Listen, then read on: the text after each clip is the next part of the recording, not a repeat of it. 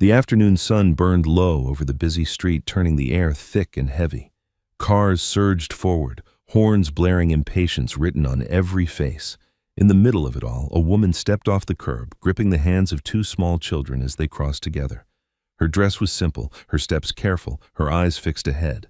A black luxury car suddenly screeched to a halt. Inside, a man froze. His breath caught when he saw her face. Not older, just harder, stronger.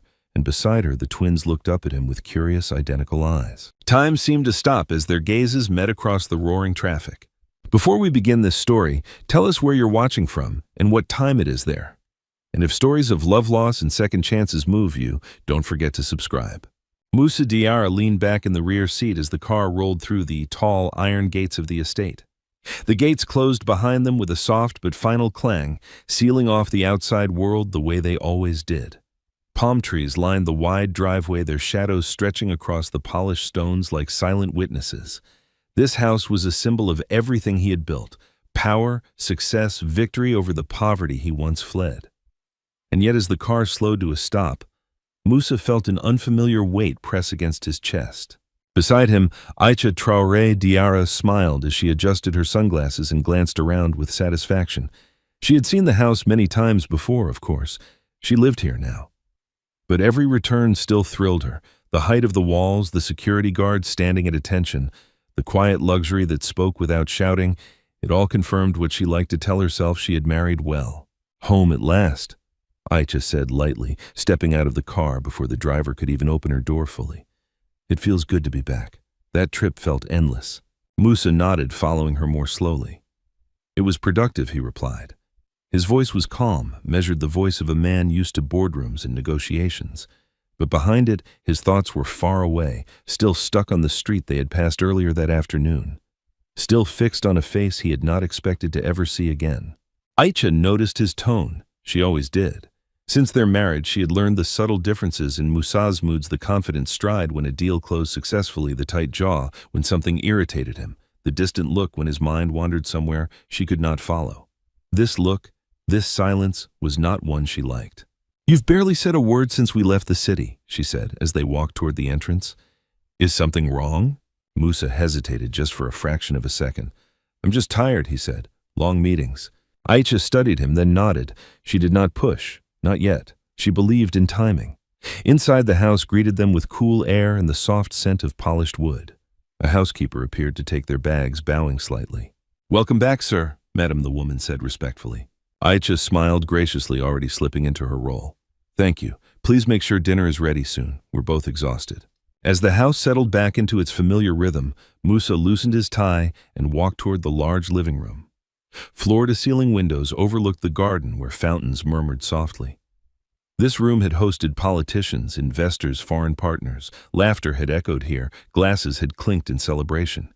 Yet now, standing alone by the window, Moussa felt strangely disconnected from it all. His mind betrayed him, replaying the image again without mercy. Bineta, the way she had held the children's hands, the instinctive protectiveness in her posture, the way her eyes had widened not in recognition alone, but in alarm. She had not looked at him the way someone looks at an old love. She had looked at him the way someone looks at a threat to their fragile peace. And the children? Moussa closed his eyes briefly. Two, twins. The thought sent a cold shiver down his spine. He had done the math already without meaning to. Years had folded in on themselves in his mind. Dates aligned too easily, too perfectly. His success, his rise, his marriage, all of it suddenly felt built on something unfinished, something unresolved. "Moussa." Aïcha's voice pulled him back. She stood near the doorway, her arms crossed loosely, her expression composed but observant. "You're not listening," she said. "I'm listening," he replied, turning to face her. "No, you're somewhere else," she corrected. "You've been like this since we left that intersection." Moussa stiffened. He had not realized she noticed that much. "What intersection?" he asked carefully. "The one with the traffic jam," Aïcha said. "You stared out the window like you'd seen a ghost." For a moment the room felt too quiet. Moussa knew this moment mattered. He also knew he was not ready. It was nothing, he said at last, just, "Someone I thought I recognized." Aïcha raised an eyebrow. Recognized? "Yes, someone from a long time ago." "Before me?" she asked, her tone still calm but sharper now. Moussa held her gaze. "From my past," he said evenly. "Before all of this." Aïcha exhaled slowly and nodded. Everyone has a past, she said. I just don't like secrets. Her words hung in the air, not as an accusation, but as a warning. Moussa knew her well enough to hear what she did not say. I am watching. Dinner was served shortly after. They sat across from each other at the long dining table, the soft clink of cutlery filling the spaces between their words. Aisha talked about social events, about a charity gala she planned to attend, about how important it was for them to maintain the right image. We're being watched, Moussa, she said. People expect certain things from us. Stability, perfection. Moussa nodded absently. Of course. You agree very easily tonight, she noted. I trust your judgment, he replied, though the words tasted hollow. As Aisha spoke, Moussa's thoughts drifted again, this time backward far beyond the walls of the mansion. Back to a small room with peeling paint. Back to laughter without money. Back to promises made when the future still felt close enough to touch. He remembered Bineta's voice, her quiet strength, the way she believed in him when no one else did. I'll come back, he had told her once. I just need time. Time had passed, too much time. That night, after Aisha retired to their bedroom, Moussa remained awake in his study. The city lights glowed faintly in the distance. He reached for his phone, then stopped. There was no number to call, no easy path forward. Somewhere out there, Bineta was living a life he knew nothing about. Somewhere out there, 2 children were growing up without knowing who he was. And for the first time since he became a billionaire, Moussa Diarra felt something money could not fix. Fear. The traffic light turned green, but Moussa Diarra didn't move. The driver glanced at him through the rear-view mirror, confused. Sir. Moussa didn't answer. His eyes were locked on the pavement ahead, where Bineta Diarra stood frozen, one hand gripping Ibrahim, the other holding Aminata close to her side. The city noise rushed back in engines, roaring horns, blaring impatient shouts, but inside Moussa's chest, everything went eerily quiet. It was her, there was no doubt. Not a look-alike, not a trick of memory. Bineta. She had changed, yes. Her face was leaner, her expression sharper, carved by years that hadn't been kind. But her eyes, those eyes still carried the same quiet fire. The same guarded strength, the same look she used to wear when life pressed too hard and she refused to bend. For a heartbeat, neither of them moved. Then Bineta reacted. Mama Aminata whispered, sensing the sudden tension. Bineta swallowed hard. Her grip tightened around the children's hands. Instinct took over where shock left her helpless. She stepped back, pulling the twins closer, her body angling protectively in front of them like a shield. Moussa opened the car door before he even realized he had decided to get out. Moussa, Aisha said sharply from the passenger seat. What are you doing? But he was already standing on the road. Cars honked angrily as he raised a hand, barely noticing the danger. His feet carried him forward one step at a time, as if pulled by a force stronger than logic or pride. Bineta, he said. Her name sounded strange in his mouth, heavy with years of silence. Bineta flinched at the sound of it, hearing her name spoken by his voice. That voice felt like reopening a wound she had spent years sewing shut. I don't know you, she said quickly, her tone flat, almost harsh. Come on. She tugged the children forward, urging them to keep walking. Mama, who is that man? Ibrahim asked, turning his head to look back, curiosity flickering across his young face. No one, Bineta replied too fast. Don't look. But Moussa saw everything. The boy's profile, the curve of his nose, the shape of his brow. His own face stared back at him from a child's body. Something inside Moussa cracked. Wait, he said, his voice rough now. Please, just wait. Bineta stopped again, anger flashing through the fear in her eyes. She turned finally, facing him fully. What do you want? She demanded in a low voice. You shouldn't be here. I didn't know, Moussa said. I swear I didn't know. Her lips trembled not with sadness, but with fury held back by sheer will. You don't get to say that, she whispered fiercely. Not now, not ever. Aisha had stepped out of the car, by then heels clicking sharply against the asphalt. She took in the scene in a single glance, Moussa standing too close to another woman. The woman clutching 2 children, the tension thick enough to taste. What is going on? Aisha asked, her voice controlled but cold. Bineta's eyes flicked to her, then back to Moussa, understanding dawned slowly, painfully. So Bineta said, her voice bitter, you married. Moussa turned slightly. Bineta, this is... I don't need introductions, Bineta cut in.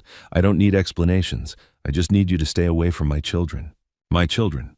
The words hit Moussa like a blow. They're mine too, he said quietly, almost pleading. Bineta laughed, then a short hollow sound with no joy in it. Yours, she repeated. Where were you when I was sleeping on hospital floors? Where were you when I was begging strangers for work just to buy milk? Where were you when they cried at night asking why they didn't have a father? Her voice trembled despite her effort to stay composed. Aminata clung to her dress, now eyes wide with confusion. Ibrahim watched Moussa openly studying him with a child's unfiltered gaze. Moussa felt every word carve into him. "I made mistakes," he said. "I was young. I was scared. I thought if I left, I could come back with something money stability." "You left," Bineta snapped. "That's the only part that matters." Aisha stepped closer, her posture stiff. "Moussa," she said sharply, "you need to tell me what this is." Moussa turned to her, conflict written all over his face. He opened his mouth, then closed it again. The truth felt too big, too explosive to release on a busy street. "These are not things to discuss here," he said carefully. Bineta took that as her cue. "Good," she said. "Then don't discuss them at all." She pulled the twins close and stepped back. "If you come near us again," she warned, her voice low but steady, "I will not be kind." With that, she turned and walked away, guiding the children across the rest of the street and disappearing into the crowd. Moussa stood there, rooted to the spot, watching her go. Moussa, Aisha hissed, "Get back in the car, people are staring." He barely heard her. Inside the vehicle, the air felt suffocating. The driver pulled away slowly. Silence, stretching painfully between Moussa and Aisha. After several minutes, Aisha spoke. "You owe me an explanation," she said. "Yes," Moussa replied. "I do." "Who is she?" Aisha asked. "And why does she have children who look like you?" Moussa closed his eyes. "She's my past," he said. "And those children may be my responsibility." Aisha stared at him, disbelief giving way to something darker. "Maybe," she repeated. "Moussa, don't insult my intelligence." He turned to face her fully now. "I need time," he said, "to understand, to confirm." "To hide," she shot back. "No," he said firmly, "to face it properly." Aisha leaned back in her seat, crossing her arms. Her voice, when she spoke again, was calm, but it carried a dangerous edge. "Whatever this is," she said, "it will not stay buried. And when the truth comes out, Moussa, you will have to choose what matters more to you." At the same time, several streets away, Bineta finally stopped walking. Her legs trembled beneath her. "Mama, are you okay?" Aminata asked softly. Bineta knelt down, pulling both children into her arms, breathing in their familiar scent, grounding herself. "I'm fine," she said, though her heart was pounding wildly. "I just need you both to remember something." Ibrahim looked up at her. "What?" "No matter what happens," Bineta said, holding their faces gently, "I am here. I will always protect you." As she spoke the words, she knew one thing with terrifying clarity. The past had found her, and it was not going to let go quietly. That night, Moussa Diarra did not sleep. He lay beside Aisha in the massive bedroom that smelled like expensive perfume and fresh linen, staring at the ceiling as if it might offer answers. Aisha's back was turned to him, her breathing controlled, too controlled for a woman who was truly asleep. She was awake too. Moussa could feel it in the stiff line of her shoulders and the quiet anger that pulsed through the silence. But Moussa's mind wasn't in the mansion. It was in a different room, smaller, warmer, poorer, where laughter had once come easily. Bineta. The name burned like a match in his chest, and with it came memories he had buried under years of success deals and carefully chosen silence. He remembered the first time he met her. Back then, Moussa was just a hungry young man with big dreams and empty pockets. He rented a cramped room behind a mechanic's shop, sharing a corridor with men who came and went like smoke. He was trying to build something, anything out of nothing. Some days he ate once, some days he didn't. He met Bineta at a roadside stall, the kind of place where people gathered for cheap food, loud jokes, and quick comfort. She was helping her aunt serve rice and stew, moving fast. Her sleeves rolled up her face, glowing with sweat and determination. Moussa had tried to pay with coins that didn't quite cover the meal. Bineta saw it immediately. Instead of embarrassing him, she quietly added an extra spoonful of stew and pushed the plate toward him as if it was nothing. "You look like you're fighting the whole world," she said, her voice soft. Moussa bristled at first. Pride was the only thing he still owned. "I'm fine." Bineta didn't argue. She simply wiped her hands on her apron and leaned closer. "Then, eat," she said. "A man can't fight on an empty stomach." He ate without looking up, but something in her kindness lodged itself inside him like a seed. He came back the next day, then the next. At first, he told himself it was only because the food was cheap, but the truth was simpler and more dangerous. He liked the way Bineta looked at him, as if he mattered before he had money, before he had influence, before the world called him sir. Soon they became a familiar story on that street, the struggling young man and the girl with the steady eyes. People teased them, laughed, made predictions. "You'll marry her," one old man once joked, waving a spoon at Moussa. Moussa had scoffed, but Bineta had smiled like she already knew. It didn't take long before they were inseparable. Bineta listened when Moussa talked about his dreams, his plans to build a logistics company, to own warehouses, to move goods across the region, to make his name something powerful. Everyone else treated those dreams like childish fantasies. Bineta treated them like blueprints. "You'll do it," she told him one evening as they sat outside sharing roasted corn under a streetlight. "Not because you're lucky, because you're stubborn." Moussa laughed. "Is that a compliment?" "It's the highest compliment," Bineta said, bumping his shoulder gently. "Stubborn men don't die poor. They just take longer to win." Those words became his fuel. When Moussa failed his first attempt at a business loan, he came to Bineta furious and humiliated. He wanted to punch a wall.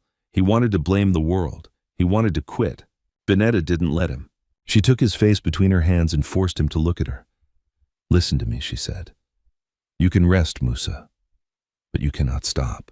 He swallowed hard. "What if I'm not enough?" Bineta shook her head, eyes fierce. "Then you'll become enough." Years later, Moussa would sit in glass towers and negotiate millions. But no one ever spoke to his soul the way Bineta did in those days. And then came the day everything changed. A contract opportunity opened up in another city. Bigger market, bigger partners, bigger risks. Moussa believed it was the doorway to everything he had been fighting for. But it required money he didn't have. He spent nights pacing their tiny room, papers spread out on the floor, his mind racing. Bineta watched him quietly, then began selling what little she owned: earrings, a small bracelet, even a dress she loved, without telling him at first. When Moussa discovered it, he exploded. "Why would you do that?" he demanded, anger and fear tangled together. Bineta lifted her chin. "Because you would do the same for me." "I didn't ask you to," Moussa said, voice cracking. Bineta stepped closer. "You didn't have to ask," she replied. "When you love someone, you don't wait to be asked." That was Bineta. She didn't love halfway. She didn't believe in half loyalty. Moussa finally got the chance. He left town for 2 weeks to negotiate with a potential investor. Those 2 weeks became a month, then 2. He called Bineta every night at first, breathless and excited. He told her about the meeting rooms, the flashy cars, the men who spoke like they owned the air. Bineta listened, smiling, though she missed him like hunger. Then the calls began to shorten.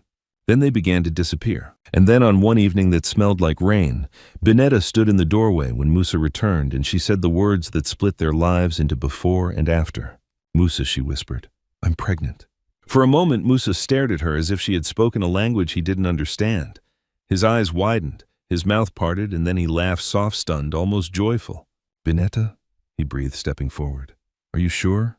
She nodded, tears shining. "Yes." He pulled her into his arms, holding her so tightly she could barely breathe. For a few seconds, Moussa was a man with everything. But joy has enemies. Word traveled. It always did. And when Moussa's mother, Bineta Diarra, heard about the pregnancy, her reaction was not celebration. Bineta never forgot the first time she met Bineta properly. The older woman visited their small home, eyes scanning the room with quiet judgment. She did not sit until she was offered the best chair. She did not smile until she decided Bineta deserved it. When Bineta mentioned the baby, Bineta's face hardened. "A child," she repeated. "Now," Bineta's voice trembled. "Yes, Mama."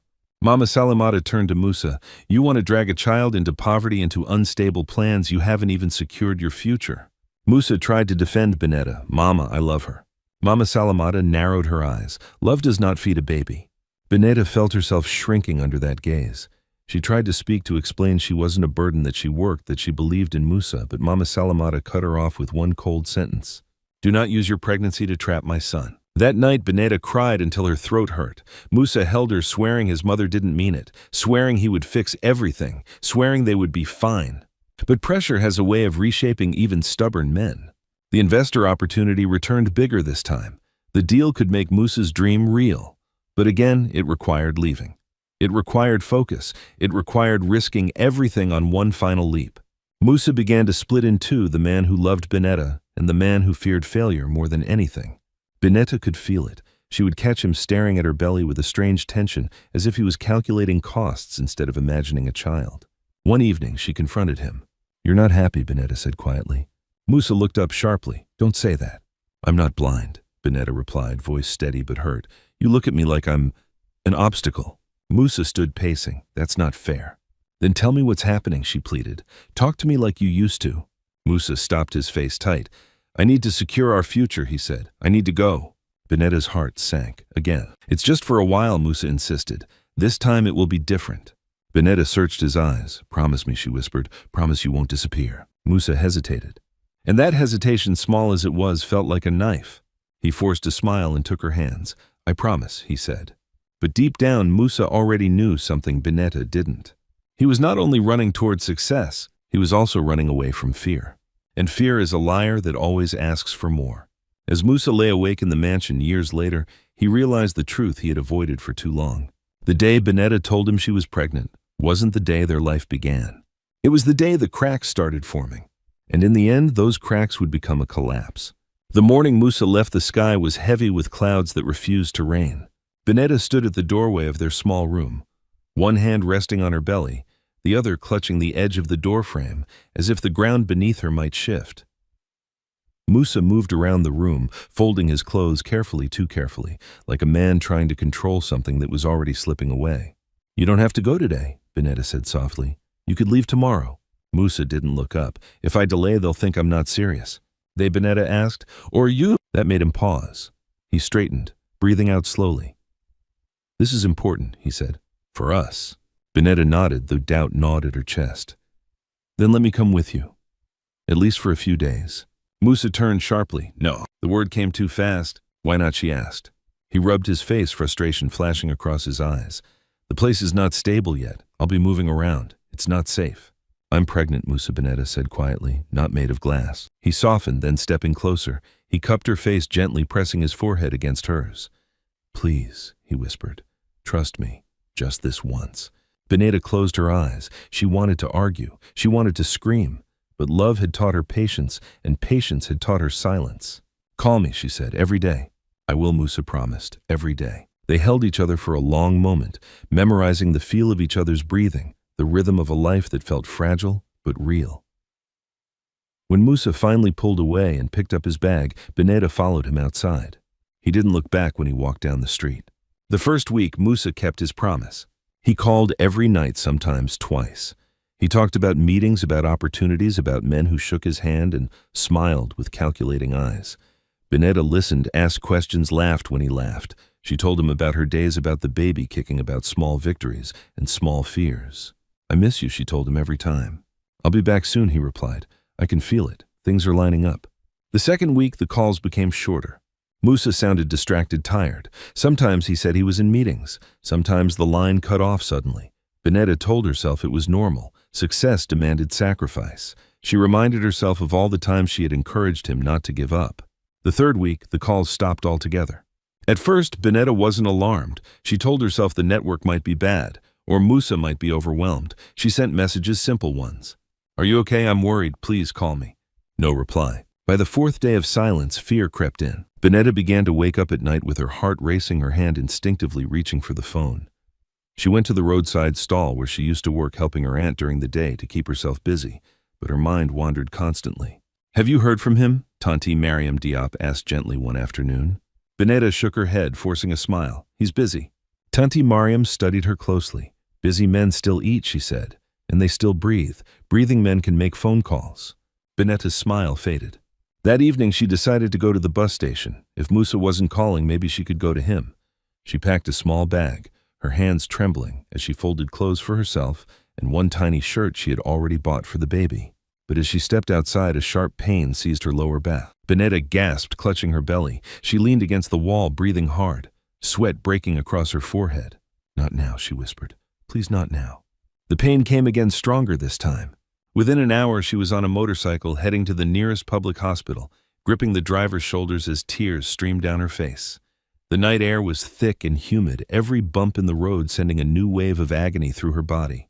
At the hospital, chaos reigned. Women cried, nurses shouted orders, the smell of disinfectant mixed with fear.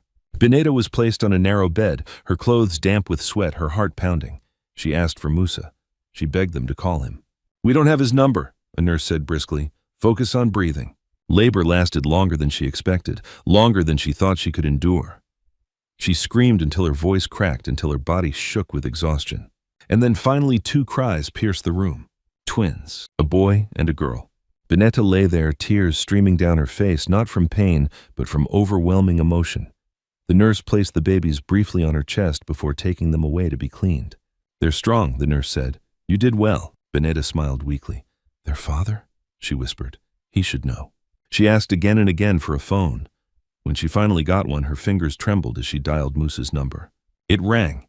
Once. Twice. then went to voicemail. Moussa, she said through sobs, her voice breaking. I had the babies, a boy and a girl. They're beautiful. Please, please come. She waited. No call came. Hours passed, then a day. Bineta lay in the hospital bed, staring at the ceiling, the weight of reality pressing down on her chest. Nurses came and went. Other women were visited by husbands, mothers, sisters. Bineta watched them silently, holding her twins close, fighting back the loneliness that threatened to swallow her whole. On the second day, Dr. Kwame Mensah approached her bedside. You're very quiet, he said kindly. Do you have someone coming for you? Bineta swallowed hard. He's on his way, she lied. Dr. Mensah nodded, but did not look convinced. On the third day, her lie collapsed. She called Moussa again. This time the number was no longer reachable. Bineta stared at the phone, her hands shaking. A cold realization spread through her chest, sharp and merciless. He wasn't coming. Whether by choice or fear or circumstance, Moussa had vanished. When she was discharged, Bineta walked out of the hospital alone, carrying 2 newborns and a grief too heavy for her body. The sun burned overhead, indifferent to her pain. Back in her small room, she placed the babies on the bed and sat on the floor, her back against the wall. For the first time since labor began, she allowed herself to break. She cried until there were no tears left. Days later, a letter arrived. Not from Moussa, but from his mother. The words were short, cold, final. My son has opportunities now. Do not burden him with claims that will ruin his future. Take responsibility for your own choices. Bineta read the letter once, then again. Then she folded it carefully and placed it under the mattress. That night she held Ibrahim and Aminata close, pressing her lips to their tiny foreheads. I don't know how she whispered, her voice steady despite the storm inside her. But I will raise you. I will protect you, even if I have to do it alone. Outside, the city moved on. Somewhere far away, Moussa Diarra was stepping into a new life, one built on success and silence. And Bineta Diarra was left standing at the beginning of hers, carrying the weight of abandonment, motherhood, and a promise she would never break. The first months after the twins were born passed in a blur of exhaustion and quiet resolve.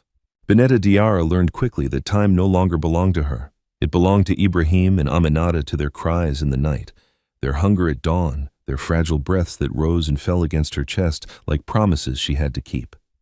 Sleep came in fragments. Meals were often forgotten. Some days Bineta realized hours had passed without her sitting down. She named them carefully, choosing names that carried strength and meaning. When the nurse asked if she wanted to add the father's name on the birth records, Bineta shook her head. No, she said simply, just mine. Walking back into the world with 2 infants felt like stepping onto a battlefield without armor. The small room she rented seemed even smaller now, crowded with diapers, borrowed blankets, and the soft, relentless sounds of newborn life. At night, when the city quieted, Bineta lay awake, listening to her children breathe, wondering how long she could hold everything together. Money disappeared quickly. The little savings she had vanished within weeks, spent on formula when her milk ran low on medicine, when Aminata developed a fever on transport to clinics and back. Bineta tried returning to work at the roadside stall, but it was impossible. Customers didn't want to wait while she soothed crying babies. Heat and smoke made the twins restless. After 3 days, the owner gently told her it wouldn't work. I'm sorry, he said, avoiding her eyes. It's not safe for them here. Bineta nodded. She understood. Understanding, however, did not pay rent. It was Tanti Mariam Diop who stepped in when Bineta was closest to breaking. Mariam arrived one afternoon with a bag of rice balanced on her head and determination in her eyes. She took one look at Bineta's thin frame, the dark circles beneath her eyes and the twins sleeping on a worn mattress. You're not doing this alone, Mariam said firmly. She moved Bineta and the babies into her own modest home, a 2-room place with cracked walls and a leaky roof, but warmth where it mattered. Mariam gave Bineta the smaller room and insisted she rest. For 1 hour, Mariam said, sleep like someone else is guarding your children, because I am. That hour turned into the deepest sleep Bineta had known in months. When she woke, she cried again, not from despair but relief. Life with Mariam was not easy, but it was survivable. Bineta helped with cooking and cleaning. When the twins were old enough, Mariam watched them so Bineta could take short-term work washing clothes for neighbors, cleaning houses, selling snacks on the roadside, again this time without the babies. Each coin mattered. Each day was a calculation. There were moments when shame crept in uninvited. Watching other women walk with husbands, hearing men laugh with their children in the evenings, those sounds cut deeper than hunger. Bineta learned to swallow those feelings before they reached her face. The twins grew quickly. Ibrahim was quiet, observant. his eyes following movement as if he were always learning. Aminata was louder, impatient, her cries sharp and demanding, her grip surprisingly strong for such small hands. Bineta noticed how different they were and loved them fiercely for it. At night, she told them stories, not fairy tales of princes and riches, but simple stories of courage. There was a woman, she whispered as they lay curled against her, who was very tired, but she kept walking, because she had 2 children who needed her. The twins did not understand the words, but they understood the voice. When Ibrahim and Aminata were nearly 2, sickness struck again. Aminata fell ill first, her small body burning with fever. Then Ibrahim followed. Bineta rushed them to the clinic, her heart pounding as she begged for help. The doctor examined them, his brow creasing with concern. "They're weak," he said. "Malnutrition has made this worse." The word malnutrition echoed painfully in Bineta's ears. "I feed them," she said quickly. "I do." "I know," the doctor replied gently, "but sometimes feeding isn't enough when the body needs more."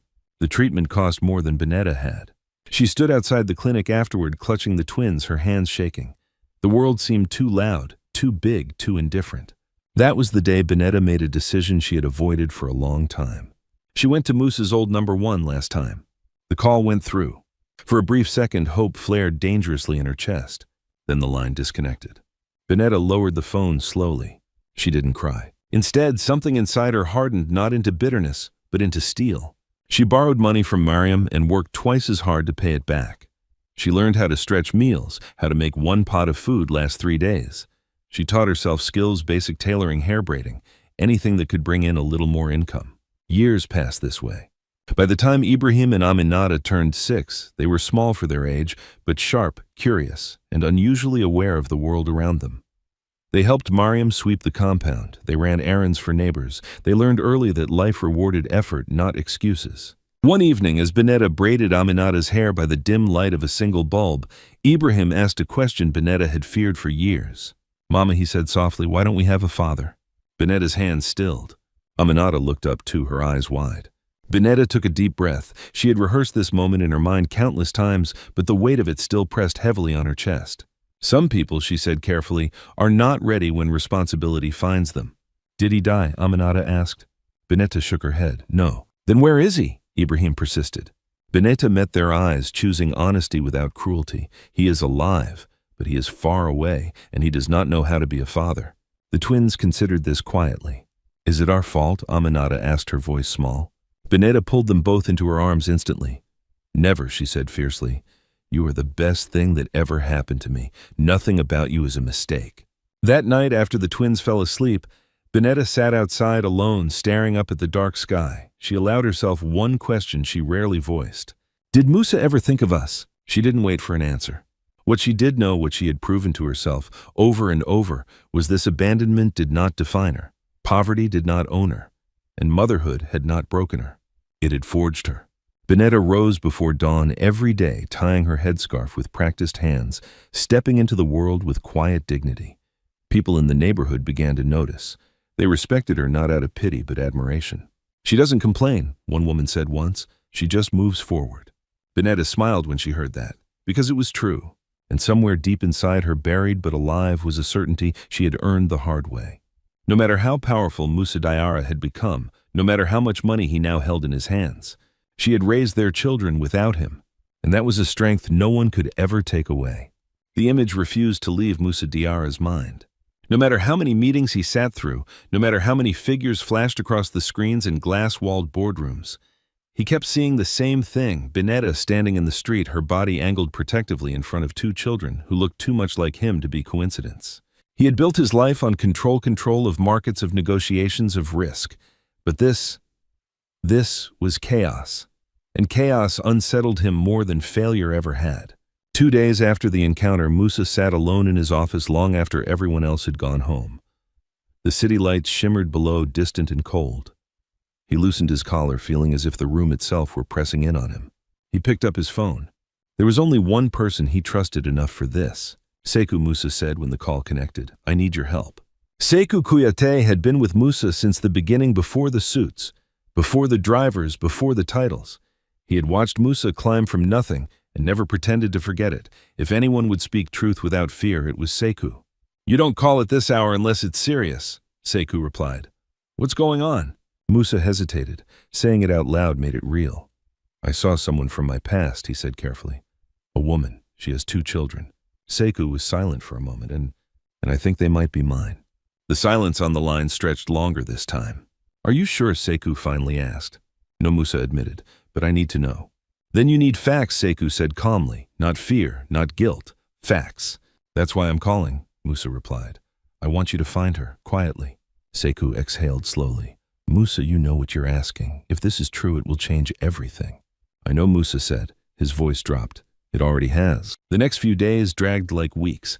Moussa went through the motions of his life meetings, signatures, polite conversations, but his patience wore thin. Aisha noticed. She noticed everything. You're distracted again, she said one evening, watching him from across the dining table. Is it work? Yes, Moussa lied. Aisha set her fork down. You're a terrible liar when you're guilty. Moussa's jaw tightened. Guilty of what? I don't know yet, Aisha replied coolly, but I will. That night, Moussa slept on the couch in his study, claiming he didn't want to disturb her with late calls. The truth was simpler. He couldn't face her questions while his own were unanswered. Meanwhile, Sekou moved quickly. He started with the little he had. A name, Moussa whispered reluctantly, a vague description of the neighborhood, the ages of the children. In a city where millions passed unnoticed every day, it wasn't easy. But poverty leaves trails, wealth never sees. Within a week, Sekou had something. She lives with an older woman, Sekou reported during a discreet lunch. An aunt, modest area. The kids go to a public school nearby. Moussa gripped his glass tightly. And their age, 6 and almost 7. The numbers landed like stones. Do people know who the father is? Moussa asked. Sekou shook his head. From what I can tell, no. She keeps that private. Of course she did. That was Bineta. She never begged, never exposed her pain for sympathy. Have you spoken to her? Moussa asked. No, Sekou said. You told me quietly. That means no contact, yet. Moussa nodded. Good. But inside a storm was gathering. At night, Moussa found himself replaying moments he hadn't thought of in years. Bineta's laugh, the way she tilted her head when she was thinking, the way she had looked at him when she said she was pregnant, hope and fear tangled together. I should have gone back, he thought. But regret is useless when time has already passed. One afternoon, Sekou returned with a file. School records, he said, sliding it across the table. Names, dates, emergency contacts. Moussa's hands trembled slightly as he opened it. Ibrahim Diarra, Bineta Diarra. They carried his surname. His chest tightened painfully. She gave them your name, Sekou said quietly. That means something. It means she believed, Moussa replied hoarsely. Even when I didn't deserve it. Sekou studied him. What are you going to do? Moussa leaned back, staring at the ceiling. I don't know yet. Careful, Sekou warned. Not knowing is dangerous, especially with a wife at home who senses something is wrong. As if summoned by the words, Moussa's phone buzzed. Aisha's name lit up the screen. He didn't answer. Later that evening, Aisha confronted him directly. I spoke to your assistant, she said, standing in the doorway of his study. You've been asking for personal records, school information. What? Moussa stood slowly. You shouldn't be checking my calls. You shouldn't be hiding things, she shot back. Who is she, Moussa? He looked at her, then really looked. Aisha was beautiful, composed, intelligent. She had been a good partner in many ways, but she had never known the version of him that Bineta did. She had never seen him hungry, desperate, uncertain. There are things in my past I didn't tell you, he said carefully. Aisha's eyes hardened, like children. The word hung between them. Moussa said nothing. That silence was answer enough. Aisha laughed softly, but there was no humor in it. Unbelievable, she said. All this time you played the perfect husband. I didn't know, Moussa said quickly. Not for sure. But you suspected, she replied. And you still married me. Moussa stepped closer. Aisha, listen. No, she interrupted sharply. You listen. If those children are yours, this will not stay hidden. People will talk. My family will talk. I know. And what about me? She asked, her voice shaking now. Where do I fit in your sudden sense of responsibility? Moussa didn't answer right away. That hesitation cut deeper than any confession. Aisha straightened pain, turning into something colder. Find your truth, she said. But understand this, Moussa, once it's out there, will be consequences. She walked away, leaving the door open behind her. That night, Moussa called Sekou again. I need confirmation, he said. No more guessing. Sekou sighed. Then you're asking for a DNA test? Yes. And Bineta, Sekou asked, you think she'll agree? Moussa closed his eyes. She doesn't owe me anything, but I owe her the truth. Days later, Moussa stood across the street from Bineta's neighborhood, watching from inside his car. Children played barefoot in the dust. Women chatted by doorways. Life moved simply honestly. He saw Bineta step out, Ibrahim and Aminata at her sides. They laughed at something she said. Musa's heart clenched. For the first time in years, his success felt small. He didn't get out of the car. He didn't call out to her. Not yet. Because deep down, Moussa understood something that terrified him.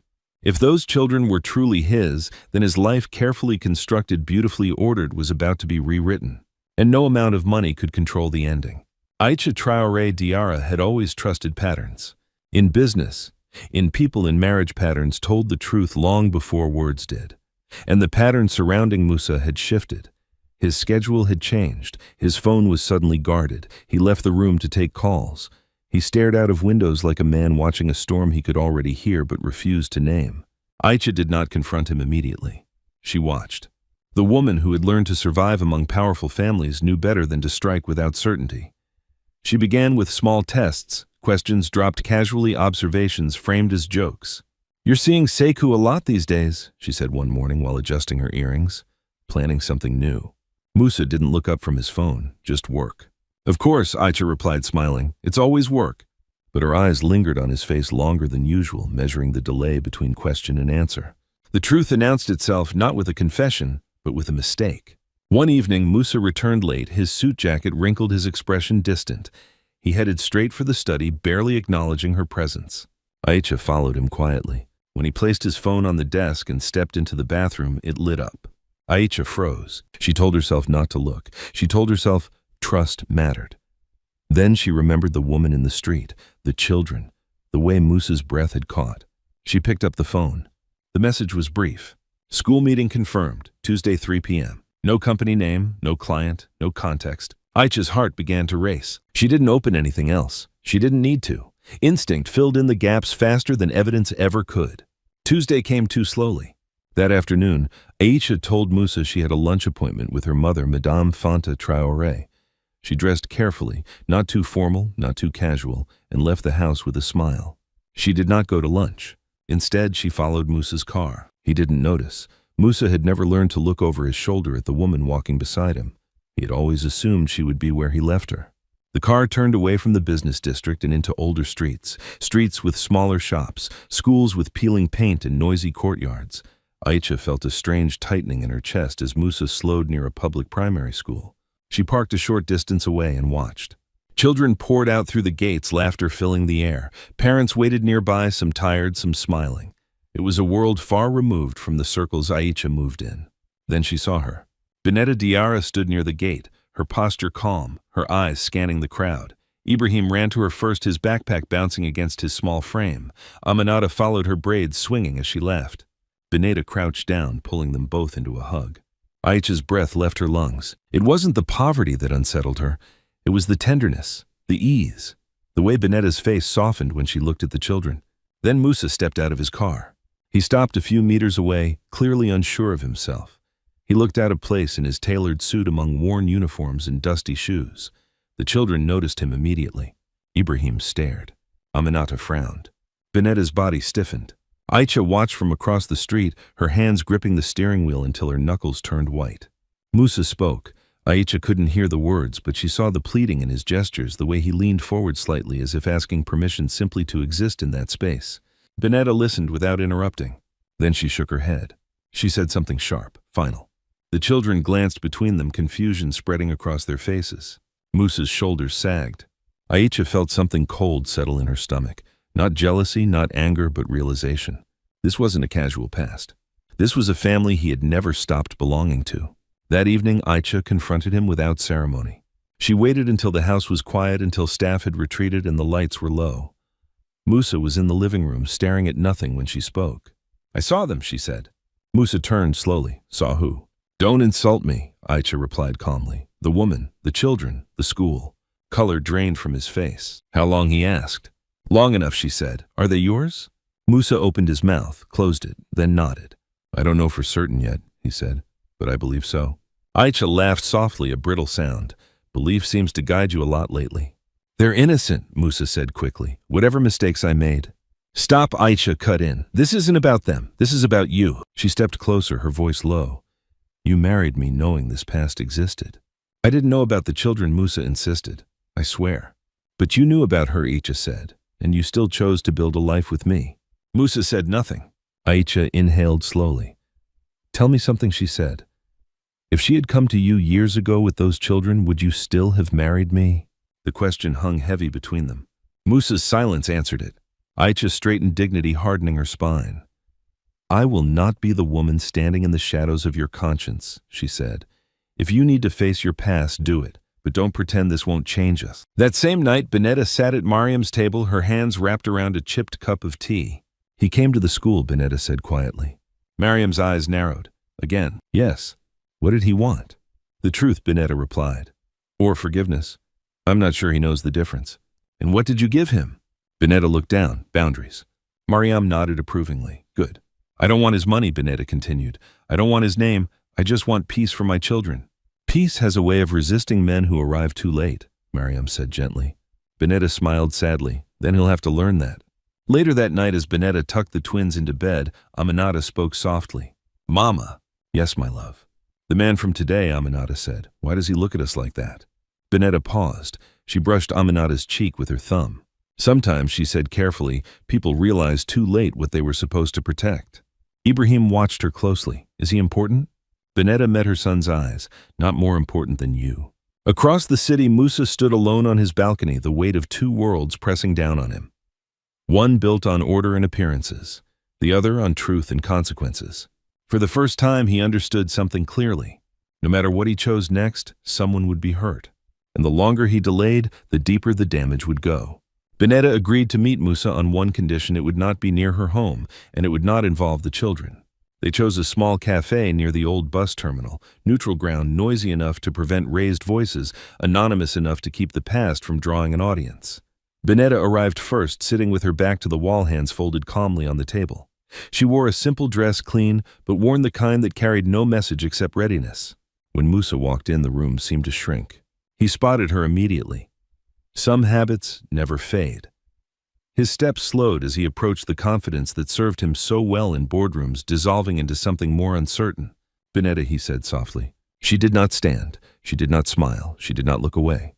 Moussa, she replied, equally calm. They sat in silence for a few seconds, the kind that hums with unsaid words. The waitress came and left. Bineta ordered tea. Moussa ordered nothing. You look well, Moussa said finally. Bineta's lips curved into a restrained smile that did not reach her eyes. I am alive, she said. That's enough. He nodded, swallowing. I won't pretend I deserve this meeting. Good, Bineta said. Because you don't. The words landed without anger, and that somehow hurt more. I came to apologize, Moussa said. For everything. Bineta lifted her cup, taking a slow sip before answering. Apologies are not currency, she said. They don't pay rent. They don't hold babies at night. They don't explain absence. Moussa leaned forward, elbows on the table. I know I failed you. You abandoned us, Bineta corrected. Words matter. He closed his eyes briefly. Yes. Silence returned heavier now. I need to know something, Moussa said carefully. Did you ever try to reach me? Bineta laughed quietly, shaking her head. I tried until trying became humiliating. She met his gaze, her eyes steady. I called, I messaged, I waited. I went into labor alone, Moussa. I begged strangers for help while dialing your number until my hands shook. Moussa's face tightened. My number changed, he said weakly. Stop, Bineta said, raising her hand. Explanations after the fact are excuses dressed in regret. He nodded again, chastened. I don't want to argue about the past, Bineta continued. I want to protect the present. Moussa's heart thudded painfully. Then let me be part of it. Bineta leaned back. You don't get to decide that. I am their father, Moussa said quietly. You're a possibility, she replied, not a fact. The words struck him harder than he expected. I want to do a DNA test, Moussa said after a moment, not to claim them without proof, to be responsible with certainty. Bineta studied him for a long time. The cafe noise swelled around them, cups clinking, voices rising and falling. Finally, she spoke. And if the test says yes, then I will take responsibility, Moussa said, publicly, fully. And my children, Bineta asked, what will they gain? Stability, he replied quickly. Opportunities, education, security. Bineta's gaze sharpened. They already have values. They already have love. Don't confuse money with stability. Moussa exhaled. I won't force anything, he said. I just want the truth. The truth, Bineta repeated. Very well. She set her cup down. I will agree to a test, but not for you. Moussa looked up, surprised. For them, Bineta said firmly. so that one day, if they ask questions, I can answer honestly. But listen to me carefully, Moussa." She leaned forward now, her voice low and unwavering. "If you are their father, you do not get to appear and disappear when it suits you. You do not get to confuse them with half-presence. If you enter their lives, it will be on my terms." Moussa nodded. "I accept." "And one more thing," Bineta added, "you will not buy your way into their hearts. No grand gestures, no promises you can't keep." He hesitated. "I don't know how to be what you're asking." Bineta softened just slightly. "Neither did I," she said, "but I learned because I had no choice." They agreed on the logistics quietly, clinic dates, discretion. When it was done, Moussa stood. "Thank you," he said. Bineta didn't respond. She watched him leave her chest tight with emotions she refused to name. That evening, Moussa told Aisha everything. He did not soften the truth. He did not hide behind uncertainty. "There will be a DNA test," he said, "and if the children are mine, I will acknowledge them." Aisha listened without interrupting, her face composed but pale. "And what about me?" she asked when he finished. Moussa met her gaze. "I don't know yet," he said honestly, "but I won't lie to you anymore." Aisha nodded slowly. "At least now you're brave enough for the truth." Across the city, Bineta sat between Ibrahim and Aminata, helping them with homework. Her mind drifted to the cafe, to Moussa's eyes when she spoke her boundaries. "Mama," Ibrahim said suddenly, looking up from his notebook. "Will the man come again?" Bineta paused, choosing her words carefully. "He might," she said. "But only if it's good for you." Aminata frowned. "Will he stay?" Bineta smiled gently. "Staying is a choice," she said. "Some people are still learning how to make it." Later, after the children slept, Bineta lay awake, staring at the ceiling. Agreeing to the test felt like opening a door she had spent years reinforcing. But she knew something important had shifted. The truth was coming quietly, inevitably. And when it arrived, it would ask all of them the same question. What does responsibility really mean? The clinic was quiet in the way places of waiting always were, too clean, too still, as if even sound had been asked to behave. Moussa Diarra arrived early, sitting with his hands clasped together, eyes fixed on the far wall. He wore no suit today, only a simple shirt and trousers, as if removing the armor of his success might make what was about to happen feel more honest. Bineta arrived 10 minutes later with Ibrahim and Aminata. The children walked between them, holding Bineta's hands, their steps cautious but curious. They had been told they were going to the doctor for a check. Bineta had chosen not to burden them with more than they needed to carry. When Moussa stood, the twins froze. Aminata hid slightly behind Bineta's leg. Ibrahim didn't. He tilted his head, studying Moussa openly, the way children do when they sense importance but don't yet understand it. "You're here," Moussa said quietly. Bineta nodded. "We said we would be." He crouched instinctively, lowering himself to their level without thinking. "Hello," he said softly. "I'm Moussa." Ibrahim considered him for a long moment. "You're the man from the school," he said. "Yes," Moussa replied. "I am." "Why do you keep looking at us?" Aminata asked bluntly, peeking out from behind Bineta. Moussa felt his throat tighten, because sometimes, he said carefully, people recognize something important. "A little late?" Bineta placed a gentle hand on Aminata's shoulder. "It's okay," she said. "Let's go." Inside the examination room, the nurse explained the procedure calmly. Swabs, forms, consent, everything was done with quiet professionalism. Bineta signed first. Moussa followed his signature firm despite the tremor in his chest. When it was time for the swabs, Ibrahim went first, brave and serious. Aminata frowned, but allowed it after Bineta whispered reassurance in her ear. Moussa watched, feeling like a spectator in a life he should have been living all along. It was over quickly. "The results will be ready in a few days," the nurse said. "You'll be contacted." Outside, the sunlight felt too bright. Moussa walked with them to the gate. He stopped there, respecting the boundary Bineta had set. "Thank you," he said to her, "for doing this." Bineta met his eyes. "Don't thank me yet," she said. "We haven't reached the hardest part." The days that followed stretched thin. Moussa found it impossible to focus. His thoughts kept circling back to the twins, the way Ibrahim held himself thoughtful and observant, the way Aminata's questions cut straight to truth without hesitation. He recognized pieces of himself in them, and the realization both comforted and terrified him. At night, he dreamed of small hands reaching for him and woke with guilt burning in his chest. Aisha watched him carefully. "You're waiting for something," she said one evening, her voice neutral. "Yes," Moussa replied. "And when it comes," she asked, "will you still recognize the life you're standing in now?" Moussa didn't answer. 3 days later, the call came. Moussa took it alone in his study, closing the door behind him. The doctor's voice was calm, clinical, merciless in its clarity. "The results confirm a biological match," the doctor said. "You are the father." For a moment, Moussa couldn't breathe. Father. The word echoed through him, collapsing years of distance into a single truth. He thanked the doctor numbly and ended the call, pressing his palms against the desk as if the room were spinning. Everything he had suspected, everything he had feared, was real. He didn't tell Aisha right away. Instead, he drove to Bineta's neighborhood and parked a short distance away, watching the street the way he had before. Children played in the dust. Life went on, unaware of the earthquake shifting beneath it. He didn't get out. He needed to choose his first words carefully, because once spoken they would reshape everything. That evening, Bineta received the same call. She sat on the edge of her bed, phone pressed to her ear, listening without interruption. When the doctor finished, she closed her eyes briefly. "Thank you," she said. After the call ended, she sat still for a long time. She had known. In her bones, in her heart, she had known. But certainty had a weight suspicion did not. It pressed against her chest, demanding decisions she could no longer postpone. Mama Aminata's voice floated from the doorway. "Are we in trouble?" Bineta turned, startled. She smiled gently and opened her arms. Aminata ran into them, Ibrahim following close behind. "No," Bineta said softly. "No one is in trouble." Ibrahim looked up at her seriously. "Did the doctor say something?" Bineta hesitated, then nodded. "Yes." "Is it about the man?" he asked. Bineta swallowed. The time for half answers had passed. "Yes," she said. "He is connected to you." Aminata frowned. "Like family." Bineta held them closer. "Yes," she said, "like family." The next day, Moussa asked to see the children again. Bineta agreed, but this time on her term. They met at a small park near the neighborhood. It was modest, worn, filled with laughter and the creak of old swings. Bineta arrived first with the twins. Moussa came a few minutes later, carrying nothing but nervousness. "I know now," he said quietly after greeting them. Bineta nodded. "So do I." They sat on a bench while the children played within sight. "I won't pretend I know how to do this," Moussa said, "but I want to learn, slowly, properly." Bineta studied him. "Learning means listening," she said. "Can you do that?" "Yes," he replied without hesitation. "Then listen," Bineta said. "They don't need explanations yet. They need consistency.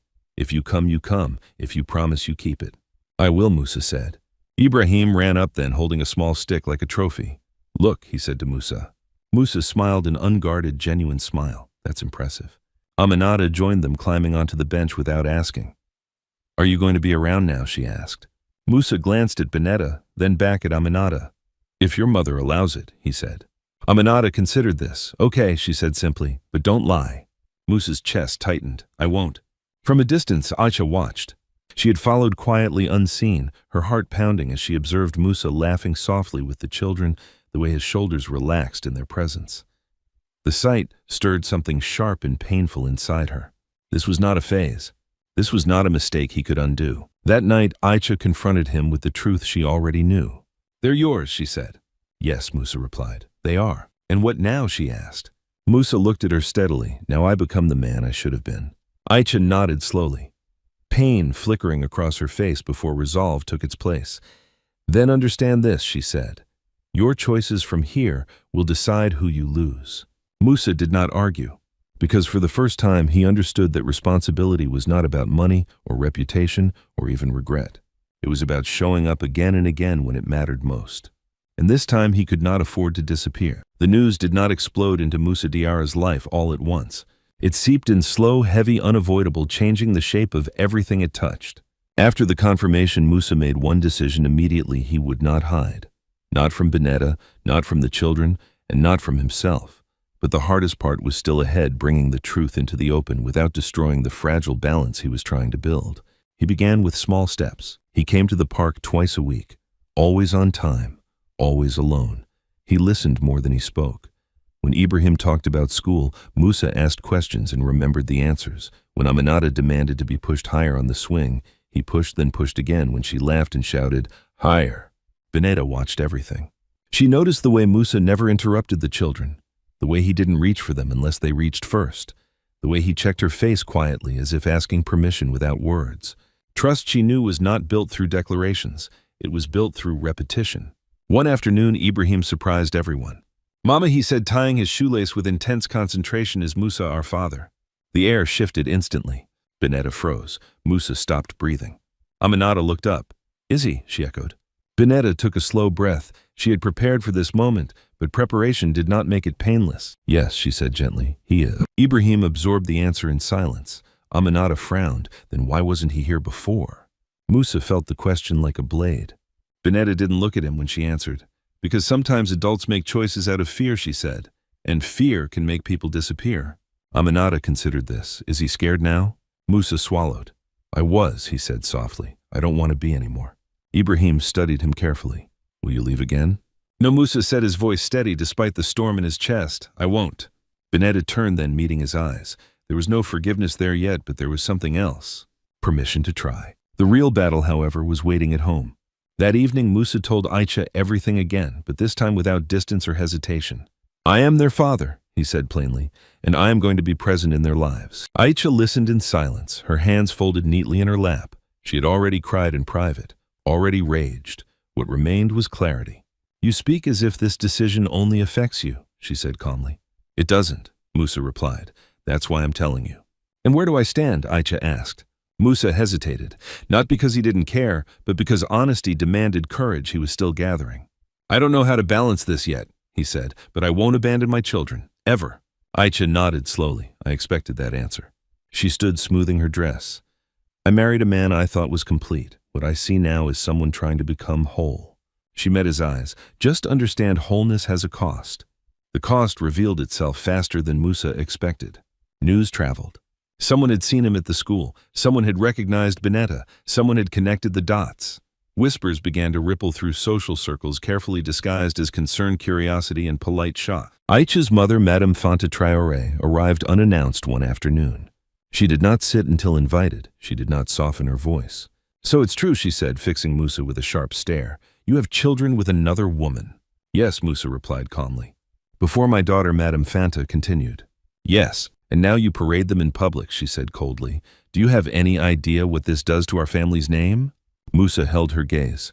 With respect, madam, my children are not a stain. They are my responsibility. Madame Fanta turned to Aisha. Is this the life you agreed to? Aisha's jaw tightened. No, she said honestly, but it is the life I'm facing. Her mother scoffed. Then choose better. Aisha stood. I'm choosing clarity. Madame Fanta left in anger, warning of consequences of reputations damaged beyond repair. That night, Aisha packed a bag. I need space, she said quietly, to decide who I can be in this story. Moussa did not stop her.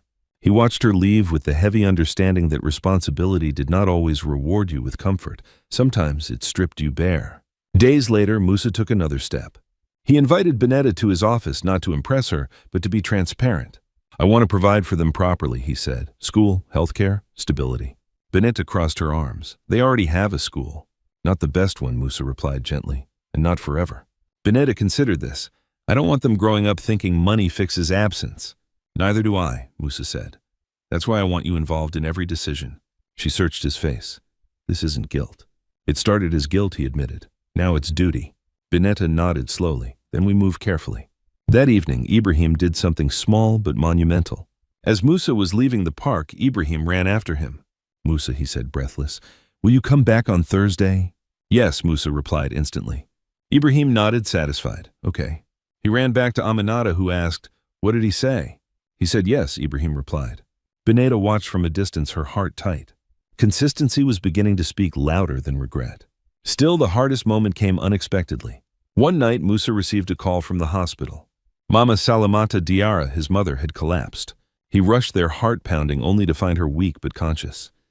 She looked at him with tired eyes that held both pride and disappointment. I heard, she said quietly, about the children. Moussa nodded. They are mine. Mama Salamata closed her eyes briefly. Then I was wrong, she said. I thought I was protecting you.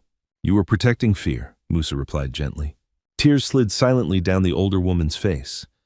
Bring them to me, she whispered, before it's too late. Moussa held her hand tightly. Outside the hospital room, he understood something profound. Acknowledging the truth did not erase the past, but it allowed the future to breathe. The world was still watching, judging, whispering. But in the middle of it all, two children were learning that a man who once disappeared was choosing day by day to stay. And for Moussa Diarra, that choice was the beginning of redemption. The pressure did not come all at once. It arrived in waves, polite phone calls, careful invitations, sudden silences where warmth used to be. Moussa Diarra felt it everywhere he turned. In boardrooms, conversations paused when he entered. At social events, smiles lingered a second too long, eyes measuring him against rumors that had already decided his guilt. But the heaviest pressure waited at home. Aisha had not returned. Her room remained untouched, a quiet reminder of a life now suspended between past certainty and an unknown future. Moussa told himself he respected her need for space. In truth, he feared what her return or her absence would mean. One evening, Aisha called. "I want to talk," she said, "in person." They met at the house they once shared as a certainty rather than a question. Aisha arrived composed, dressed with her usual precision, but there was a restraint in her movements Moussa had never seen before. "I've been thinking," she began, sitting across from him, "about what marriage means when the truth arrives late." Moussa nodded, saying nothing. "I was raised to believe stability is built on image," Aisha continued, "on control, on choosing the right story and protecting it." And now Moussa asked quietly. "And now I see a story I didn't choose," she said, "but one that exists whether I accept it or not." She looked at him directly. "I need to know where I stand, not in theory, in reality." Moussa took a deep breath. "You stand with me," he said carefully, "if you choose to. But I will not pretend my children are a temporary inconvenience." Aisha flinched. "You speak as if I asked you to deny them." "You asked me to consider consequences," Moussa replied. "I am, fully." "Then answer me this." Aisha said, her voice steady. "If your children need you on the same day I need you, who comes first?" The question cut cleanly, leaving no room to hide. Moussa did not answer immediately. He thought of Ibrahim's careful questions, Aminata's fearless honesty, Bineta's boundaries built from survival. "My children," he said at last, "they come first." Aisha closed her eyes, nodding slowly. When she opened them, they were bright with unshed tears, but firm. "Thank you," she said, "for not lying." She stood straightening her shoulders. "I love you, Moussa, but I will not compete with your conscience." The words settled heavily between them. "What are you saying?" he asked. "I'm saying I need a life where I am chosen freely," Aisha replied. "Not out of obligation, not out of repair." Moussa rose as well. "I never meant to hurt you." "I know," she said softly, "but intention doesn't erase impact." They stood there facing each other, two people who had built something real, but not strong enough to carry the weight of a truth delayed. "I will move out for now," Aisha said. "We'll speak again, but understand this, whatever we decide, it must be honest." After she left, the house felt larger and emptier than ever. The next wave arrived from another direction. Madame Fanta Traoré returned, this time with allies, family friends, influential voices. They spoke in calm tones about reputations, about the dangers of public confusion, about the wisdom of discretion. "You can support them quietly," one man suggested. "Why bring them into your world?" Moussa listened, then shook his head, because hiding them would teach them shame. Silence followed. "And what of your wife?" Madame Fanta asked. "What of the woman who stands beside you now?" "She deserves the truth," Moussa replied, "even if it costs me." The cost came swiftly. A board seat Moussa had been promised was postponed indefinitely. A partnership cooled without explanation. Nothing overt, nothing he could challenge, just the subtle closing of doors. That evening, Moussa went to the park earlier than usual. Bineta arrived with the twins, sensing something heavy in the air. "You look tired," she said. "I am," he admitted. They sat on the bench while Ibrahim traced shapes in the dirt, and Aminata practiced jumping from a low ledge. "Aisha and I talked," Moussa said. "We may separate." Bineta did not react immediately. "I'm sorry," she said after a moment. "I never wanted to be the reason." "You're not," Moussa interrupted gently. "The reason is the truth. It just arrived late." Bineta nodded. Truth often does. They watched the children in silence. "I want to be clear," Bineta said finally. "I will not step into a space left by someone else's pain." "I wouldn't ask you to," Moussa replied. "And I won't rush forgiveness," she added, "for them or for myself." "I understand," he said. As if sensing the seriousness, Ibrahim approached. "Moussa," he said, "Mama says you're coming to the school meeting tomorrow." "Yes," Moussa replied. "I'll be there." Ibrahim nodded, satisfied. "Okay." Aminata bounded over. "Will you sit with us?" Moussa smiled. "If your teacher allows it." She grinned. "She will." The school meeting was modest. Wooden chairs, faded posters, parents with tired eyes and hopeful hearts. Moussa sat beside Bineta, not touching, not intruding, present. When the teacher spoke about Ibrahim's focus and Aminata's creativity, Moussa felt a pride he had not earned, but was determined to honor. Afterward, a parent approached Bineta. "Your husband?" she asked politely, gesturing toward Moussa. Bineta paused, then answered evenly. "Their father." The words were simple, unadorned, true. Moussa felt them settle into him like a vow. That night, Aisha called again. "I've made a decision," she said. Moussa listened. "I will not stand in the way of your responsibility," Aisha continued. but I will not be a supporting character in a life rewritten without my consent. I understand, Moussa said quietly. We should separate, she concluded, with dignity. They agreed to terms calmly, respectfully, painfully. When the call ended, Moussa sat alone staring at the city lights, aware that choosing responsibility had cost him comfort, status, and certainty. But when he arrived at the park the next afternoon, and Aminata ran into his arms without hesitation, when Ibrahim walked beside him asking careful questions about the world, Moussa felt something else rise in him. Not relief, purpose. Responsibility, he realized, was not a single decision. It was 1,000 small ones made daily without applause. And for the first time, he was ready to make them all. The separation became official in silence. There were no dramatic scenes, no public statements, no angry accusations splashed across social pages. Aïcha Traoré Diarra moved out quietly, taking only what she needed. Moussa watched the staff carry her bags past him, each step echoing like a closing door he could not reopen. They met once more to sign papers. Aïcha's hand did not shake. Her eyes did not search his face for reassurance. She had already grieved the marriage in private. What remained was dignity. I hope you become the man you're trying to be, she said before leaving the office. Moussa nodded. I hope you find peace. I intend to, she replied, and walked away without looking back. The news spread faster than Moussa expected. People connected the dots, the separation, the children, the woman from the old neighborhood. Whispers hardened into conclusions. Invitations stopped arriving. Calls went unanswered. Business partners became cautious, then distant. One morning, Sekou Koyate entered Moussa's office with a grim expression. We lost the Northern Logistics contract, he said. They cited strategic misalignment. Moussa leaned back, absorbing the blow. Which means they're afraid of uncertainty. Yes, Sekou replied, and of controversy. Moussa stared out the window. Then we'll grow elsewhere. Sekou studied him. You're taking this better than I expected. Moussa exhaled slowly. I'm tired of being surprised by consequences. At least now I recognize them. The true test, however, did not come from boardrooms or contracts. It came from a small living room with cracked walls and a leaky roof. Bineta had avoided the conversation as long as she could. She knew it was coming. She simply needed to be ready. That evening, after the twins fell asleep, she sat across from Moussa at Mariam's table. A single bulb cast soft shadows across their faces. The room smelled faintly of soap and cooked rice. They'll start asking more questions, Bineta said quietly, about you, about why you weren't here. Moussa nodded. I know. And answers will not be enough, she continued. They'll watch what you do. Children learn trust by patterns. I'm here, Moussa said. I'll keep showing up. Bineta met his eyes. Showing up will cost you more than money. I know, he replied. It already has. She studied him for a long moment, weighing his words against his actions. I won't protect you from their disappointment, she said. If you fail them, they will feel it, and so will I. I accept that, Moussa said. Silence settled between them, not hostile, but heavy with responsibility. I need to say this clearly, Bineta added. I'm not asking you to fix the past. I'm asking you not to repeat it. Moussa leaned forward. Tell me how. By choosing them, Bineta said simply, even when it's inconvenient, especially then. The opportunity to prove that choice arrived sooner than expected. Ibrahim fell ill on a Tuesday morning. High fever, rapid breathing. Bineta rushed him to the clinic, Aminata clutching her hand, fear etched across her face. The doctor examined Ibrahim, concern tightening his expression. He needs to be admitted for observation, the doctor said, possibly pneumonia. Bineta's heart pounded. How much? The number that followed made her dizzy. She reached for her phone with shaking fingers and called Moussa. He answered on the first ring. I'm at the clinic, Bineta said, voice tight. Ibrahim is sick. I'm coming, Moussa replied without hesitation. He arrived 20 minutes later, no driver, no security, just a man moving as fast as he could. He spoke calmly with the doctor, paid the fees without ceremony, and stayed by Ibrahim's bed while the IV was placed. Aminata watched him closely. Will he be okay? She asked. Yes, Moussa said, kneeling to her level, and we're not leaving him.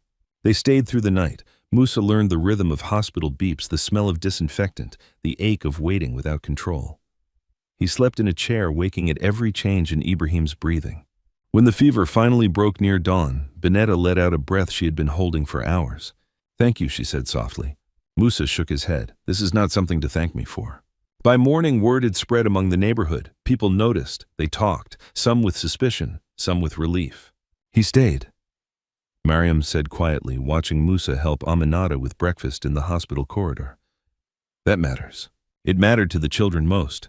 When Ibrahim recovered and returned to school, he told his teacher, my father stayed all night. The teacher smiled. That's good. At the next school event, Moussa attended openly. He sat on small chairs, clapped too loudly, laughed too freely. He didn't try to impress anyone. He didn't explain himself. A parent approached him afterward. "You're brave," the man said. "Many men choose comfort." Moussa replied honestly, "I chose late." The reckoning came from one last direction. A letter arrived from Mama Bineta Diarra, requesting a meeting with the children. Bineta hesitated. Old wounds stirred, but she agreed on one condition: the meeting would be on neutral ground. They met at a quiet courtyard behind the hospital where Mama Bineta had recovered. The older woman looked frail, smaller than Bineta remembered, but her eyes were clear. She knelt slowly in front of Ibrahim and Aminata. "I was wrong," she said, voice trembling. "I thought I was protecting my son. I was protecting my fear." Ibrahim glanced at Bineta, then back at the woman. "Are you sorry?" "Yes," Mama Bineta whispered. Aminata tilted her head. "Will you be kind?" Mama Bineta nodded. "If you let me learn." The children considered this solemnly, then nodded. Bineta watched tears stinging her eyes. Healing, she realized, did not announce itself. It arrived quietly, asking permission. That night, Moussa stood alone on his balcony again, but the city felt different. He had lost status, he had lost comfort, he had lost a marriage that might have lasted if truth had arrived sooner. But he had gained something he could no longer measure in contracts or numbers: presence. The next morning, as he walked Ibrahim to school and Aminata held his hand, Moussa felt the weight of choice settle into something steadier. This was not redemption yet. It was responsibility chosen daily without guarantees. And for the first time, he understood that choosing it did not make him a hero. It made him a father. The city began to accept what it could not undo. At first, people watched from a distance, curious, judgmental, entertained by the drama of a powerful man humbled by his own past. But time has a way of turning scandal into routine. Once Moussa Diarra continued showing up week after week, meeting after meeting, school event after school event, the whispers lost some of their sharpness. He wasn't hiding the twins. He wasn't denying Bineta. And he wasn't begging for sympathy. That steadiness changed the atmosphere around him, not quickly, not magically, but noticeably. One Saturday morning, Moussa arrived in Bineta's neighborhood with a small pickup truck behind him. Bineta stepped outside, wiping her hands on a cloth, suspicion tightening her brow. "What is this?" she asked. Moussa stood with his hands open, respectful. "I want to help you move," he said. "Not into my mansion, not into my world, into a safer place." Bineta's eyes narrowed. "I didn't ask for relocation." "I know," Moussa replied. "This isn't about pride. It's about the children." Bineta hesitated. Mariam stepped out behind her, observing quietly.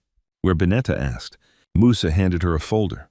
"A modest apartment near the twins' school," he said. "Secure, clean, 2 bedrooms. Not luxury, just stability." Bineta didn't take the folder immediately. "And the cost?" "I'll pay," Moussa said. Bineta's jaw tightened. "Then it's charity." "It's responsibility," he corrected gently. She stared at him, torn between two truths. She didn't want to feel owned by his money, but she also didn't want her children sleeping under a roof that leaked every rainy season. Mariam stepped forward quietly. "Bineta," she said, "you can accept help without surrendering yourself." Bineta swallowed hard. "Fine," she said at last, "but listen carefully, Moussa. We do this my way." Moussa nodded immediately, agreed. The move happened quickly. Not dramatic, just practical. Moussa didn't bring photographers. He didn't announce anything. He helped carry boxes, sweating in a plain shirt, while Ibrahim and Aminata ran around excitedly shouting about having their own room. Aminata burst into the second bedroom and spun in circles. "Mama, this is ours."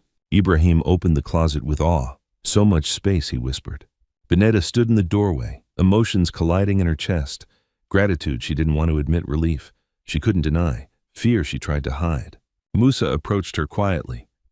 "You don't have to say anything," he said. Bineta exhaled. "I'll say this," she replied. "Thank you, but don't confuse my thanks with surrender."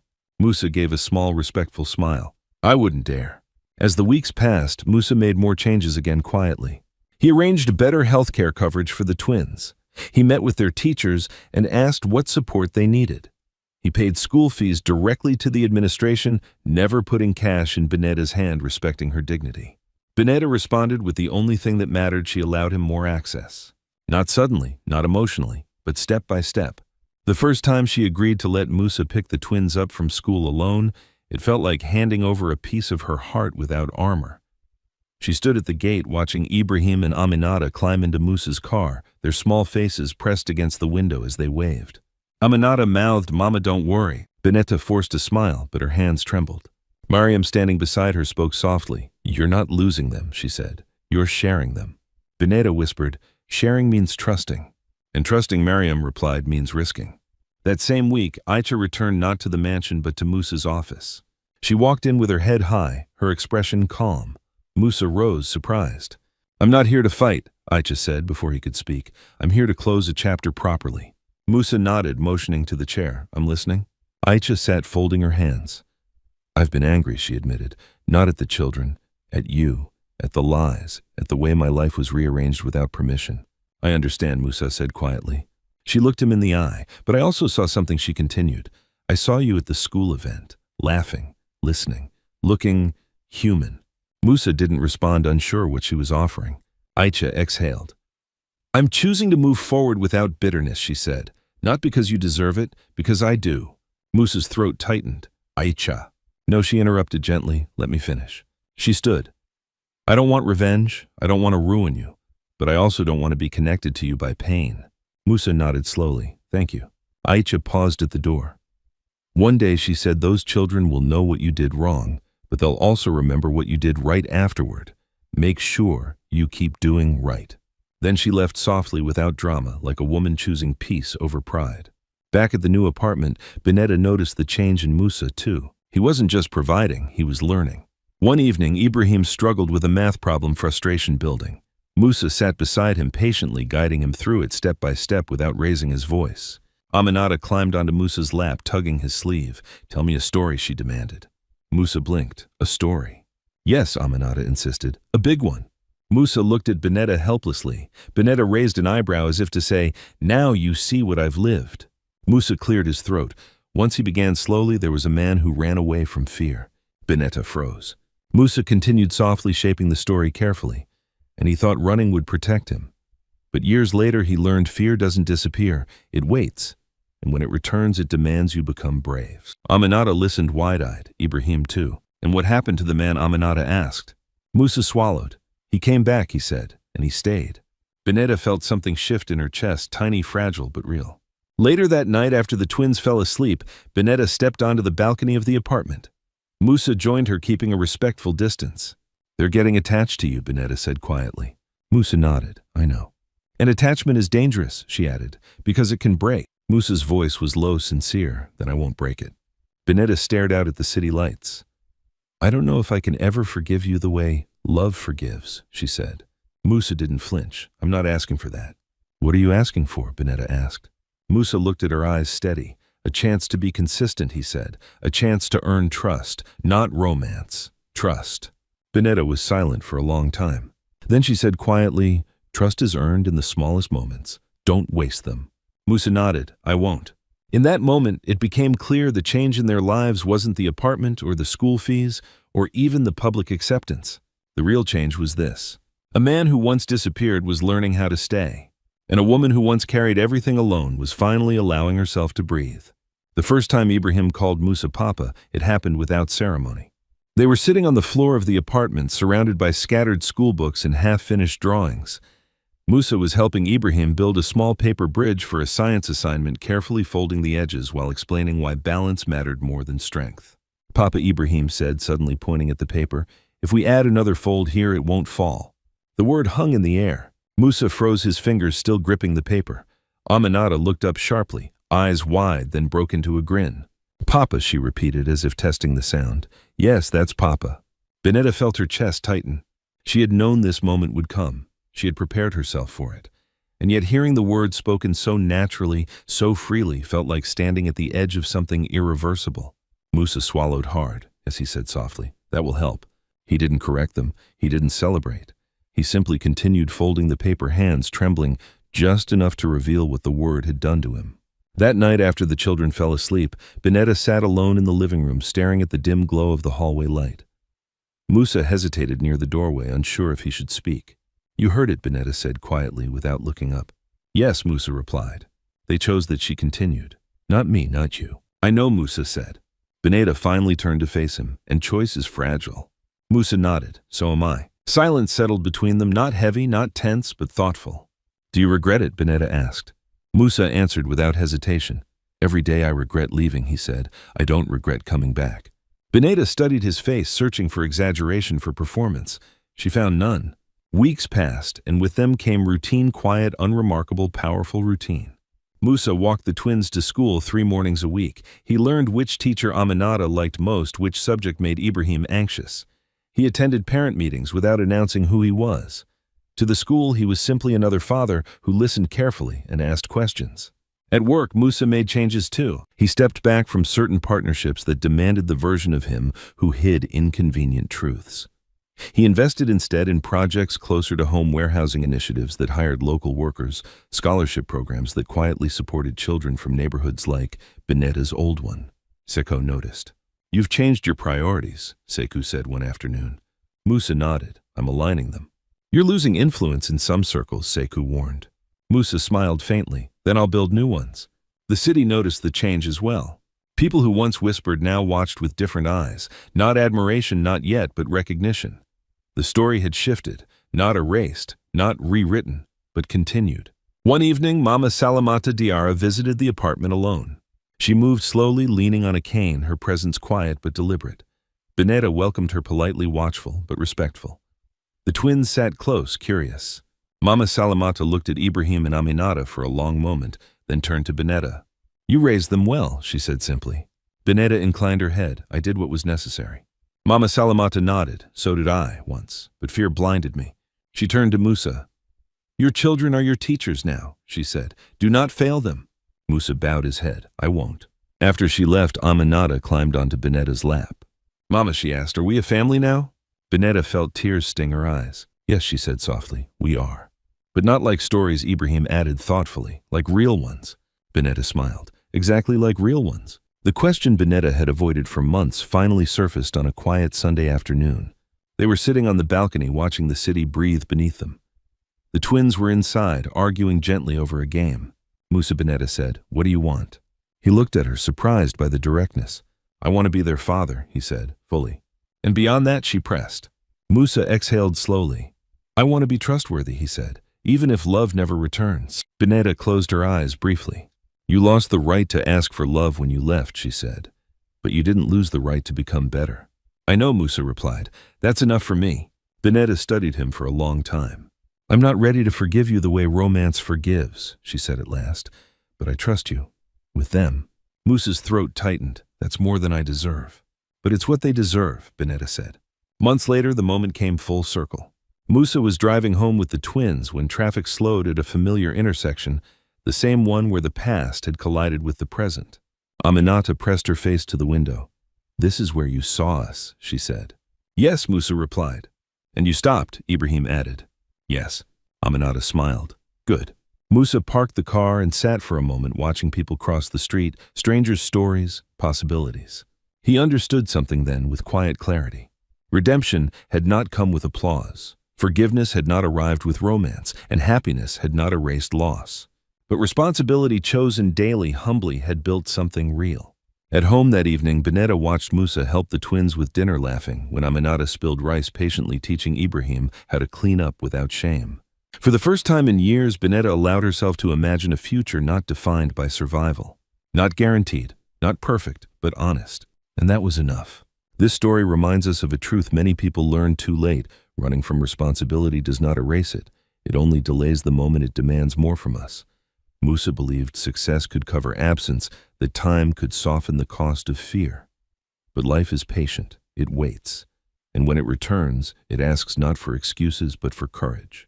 Bineta's journey teaches us another powerful lesson. Strength is often quiet. It is not found in revenge or bitterness, but in waking up every day and choosing love when no one is watching. She did not raise her children with anger, she raised them with values, and in doing so she proved that dignity does not come from wealth, it comes from character. The twins remind us that children don't need perfection, they need presence. They don't measure love in grand gestures, but in consistency. Who stays when things are hard, who shows up when it matters, who tells the truth and keeps their word. And finally, this story shows us that redemption is not a moment, it is a habit. It's built in ordinary days, repeated choices, and the humility to accept consequences without resentment. You can't rewrite the past, but you can decide who you become after it. Now we'd love to hear from you. What part of this story touched you the most?